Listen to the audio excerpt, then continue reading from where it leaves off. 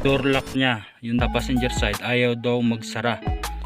So subukan natin, i-lock natin. Ayan, dito nag-lock pero tumaas lang siya.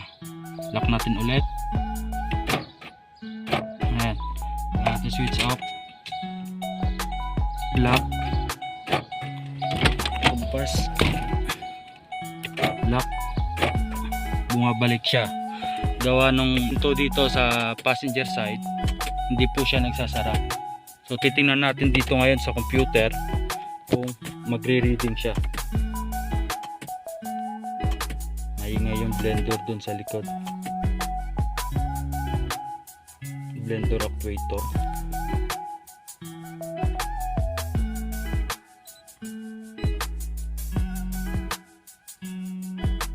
Saralan natin ito ng maigi.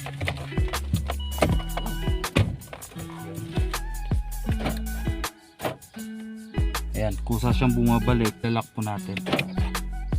Yan, bumabalik siya. So titingnan na natin sa computer kung anong babasahin. Kasi kaya naman itong basahin lahat ng pinto, kung saan yung nakabukas, kung saan yung nakasarado. So titingnan natin ngayon dito.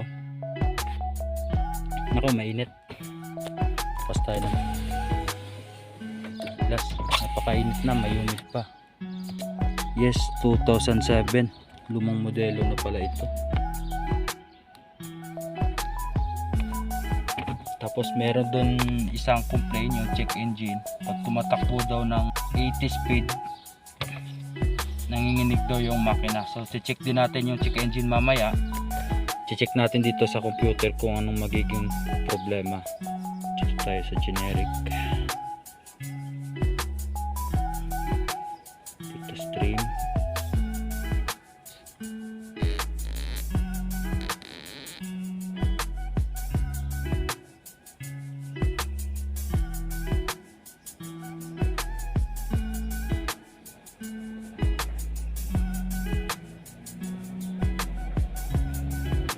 Driver door ajar, click natin yan.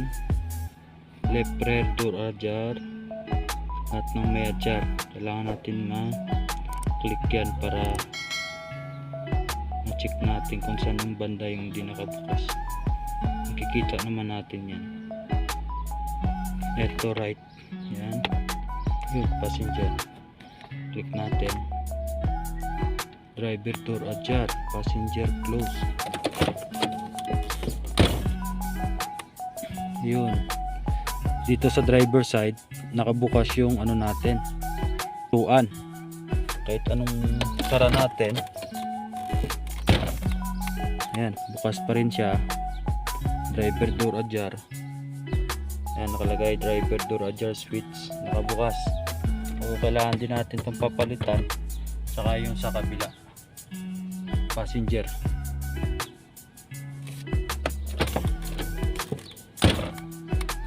Wala talaga. So yung kino-complain na customer, meron siyang check engine. Pag tumatakbo siya ng 80 speed, meron daw po siyang nararamdaman na misfire. So tinignan natin sa computer, meron tayong na-detect na misfire random o random misfire, cylinder number 5 tsaka number 7. So i-check natin yan, babak tayo dyan, punta tayo sa system selection, hanapin natin yung PCM, try natin i-power balance, special function, yan, power balance natin. Naka-off yung AC, naka-parking brake, okay. Itong number 7, ito yung number 5. So susubukan natin kung makita. Ilagay lang natin sa reverse, tapos apakan natin ang accelerator. Wag na wag niyong bibitawan yung brake pedal. Ayun, may tusok tayo sa number 7. Pag ganyang indication, ibig sabihin maring sira yung spark plug natin, ignition coil, harness, engine harness, injector. Yan. So erase natin ulit. Pagmasdan natin yung sa drive number 5 kung magkakaroon din. nawala. Yun, meron talaga sa number 7. Hanggang dito na lang. Check natin yung spark plug kung okay pa. Sa gantong mga modelo kasi yung mga spark plug nito sirain talaga. Huwag nyong higpitan ng todo kasi nababasag yun. Ganito lang yung pag-check ng check engine. Magandaan lang kasi pag may scanner tayo, nadidetect natin kung alin sa cylinder yung hindi gumagana. Gagawin natin, palit muna tayo ng spark plug na okay pa. Pag ganun pa rin, magpalit tayo ng coil. Kung ganun pa rin, mag-swap tayo sa injector. Ganun lang. Tapos unang-una, check talaga natin yung power natin doon sa socket ng injector tsaka sa ignition coil. Ulit. Yun, tusok na tusok talaga. Yan. Sirang-sira siguro talaga ang spark plug nito, pero tatanggal tayo ng spark plug, papakita ko sa inyo kung okay ba. Good morning mga ka-technician, update lang sa ginawa nating expedition, yung regarding sa door lock tsaka yung sa misfire random. So, nagawa na natin, natapos na natin yung sasakyan. Ito na ngayon. So ipapakita ko sa inyo kung ano ang nagiging dahilan kung bakit akyat baba yung sa door lock nya. Papakita ko sa inyo kung anong pinagpalitan natin. Papakita ko muna sa inyo kung okay na. Ayan, switch natin sa lock. Pagmasdan nyo yung lock, ayun, kung dati akyat baba siya, ayun, nakalock na yan lahat. Ang nagiging problema nun, ito lang yung pinaka-actuator nya. Pag pinipress natin to, hindi po siya kusang lumulubog. Kailangan nakalubog talaga ito. So ibig sabihin sira talaga tong actuator nya.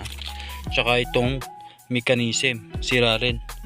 Nakita naman natin sa computer kahit nakasarado na yung pinto natin, pero naka-indicator pa rin na door ajar dito. So yun lang. Yung sa misfire okay na. Hindi ko na ipapakita sa inyo yung sa computer kung okay na or hindi. Pero pag masda natin sa andar pa lang ng makina, wala naman tayong papansin ng inig.